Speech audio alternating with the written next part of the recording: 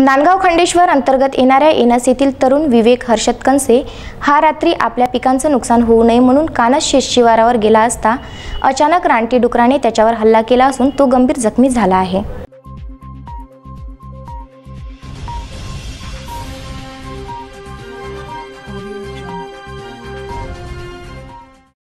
नांदगाव खंडेश्वर तालुक्यातील येनस येथील तरुण विवेक हर्षद कनसे याच्यावर रानडुकरांनी हल्ला केला। या हल्ल्यामध्ये तो चांगलाच जखमी झाला आहे। उन्हाळी भुईमूग असल्याने आपल्या पिकांचं नुकसान होऊ नये म्हणून तो कानस शेत शिवारात गेला होता। त्यावेळी रानडुकरांनी हा हल्ला केला। हर्षद जखमी होऊन पडला। तो घरी परतला नाही तेव्हा त्याचे म्हातारे वडील शेतात गेले असता त्यांना हर्षद जखमी अवस्थेत पडलेला दिसला।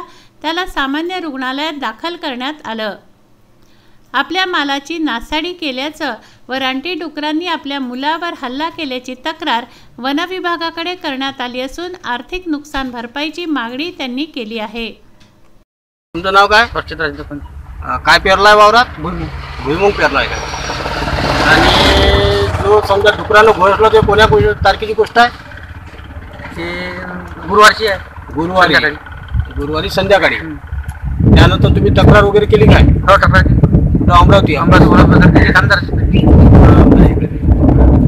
त्याच्यानंतर आतापर्यंत त्या तक्रारीवर काही कर्मचारी वगैरे कोणी आले नाही? तक्रार पाठवली आणि जे चेहऱ्यावर लागलेलं आहे तुमच्यावाल्या